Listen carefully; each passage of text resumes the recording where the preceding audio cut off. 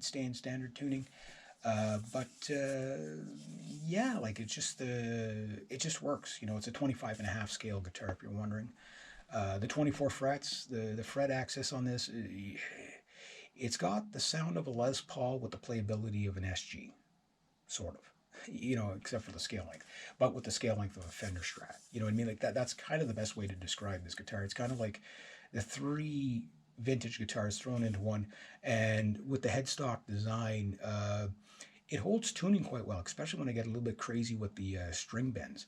You know, especially on that low E, you know, like you know, you can kind of overdo the bend a bit, but it seems to hold tuning fairly well. If I were to upgrade anything on this guitar, I'd do probably what like Mark Holcomb has done and just put locking tuners on it. But that said, the tuners are really, really fine. They're really light. They feel almost too light in a sense, but they're extremely smooth. So I don't know what the ratios are. You'll have to go to the website to see what the ratios are. However, this guitar is no longer in production, I don't think. So if you can find one, now's the time to buy it. The new model is identical to the old model with the exception of the color and the pickups. Basically, that's it. The Scourge and Scarlet pickup, I haven't tried them yet, so I don't know, but just from what I've listened to online, I kind of get the idea of what they're going for. That just to take a, you know, like some people are not ready for the Alpha and Omega. Like you really have to understand like that's your metalhead guitar. You know, so I guess the newer one is going to kind of more shop towards the everyday guitar player, the guy that plays in the classic rock band or whatever, or the guy that's in the country band but doesn't really want a full-out metalhead guitar like this. Me, I wanted the full-out metalhead guitar, which, like I say, I can't wait to hear this thing on stage cranking through that mess of boogie wall mic through like 20,000 PAs, you know, PA speakers, right? That's going to just sound like maybe not 20,000, but that could be cool too. But you know, maybe there's 10 monitors there, whatever. No real bad critiques to it. The only guys that I've seen give this guitar a bad review bought their guitars used. One thing about this guitar is the switch. Now, mind you, with the crazy weather we've been having up here in Canada, it could be just that. But sometimes I find if I let the guitar sit, the switch gets a little crackly. So I don't know if it's a wire issue or just a dust issue, right? Up here, we get a lot of dust, right? So it could be that too. But other than that, when I start playing it, the more I play it, the more I use the switch. I don't get that as much, but there's a little bit of that in there. But again, not enough to make me say, oh, this guitar's no good, don't buy it. The chassis on this thing is fantastic. Again, the big thing about this guitar is its neck. It's the smoothest neck I've played on any guitar in the past 30 years. You know what I mean? Like it's just it's that good because of the wet sanding on it. And at the price point, that's one of the things that makes me love this guitar. Like if you're looking for a professional guitar, right, and it's like, okay, I want a guitar as good as a guitar can really get. I'm sure you could probably refine this and find another guitar that plays slightly better and whatever. But in general, it's probably about as good as a guitar can get, and you get it for $1,300. So you've got an amazing sounding guitar, no compromise there. You've got a phenomenal playing guitar, no compromise there. What more do you need? And then it looks beautiful, you know. So you kind of get everything out of this guitar. So yeah. After a year, I mean, the thing could fall apart on me tomorrow. The action seems as good as the day I bought it. Obviously, got to change the strings. The tuning seems stable. I mean, it is, you know, after all, remember, even though it's a fixed bridge, and I don't know why PRS doesn't do this. Get rid of that stupid tremolo thing and do more of this. And just offer the tremolo thing as a, you know, because the extra sustain you get, the extra sound you get, like that dinky 50s style tremolo, like, okay, the odd blues guy or country guy is going to want that, but most of them are going to want this instead.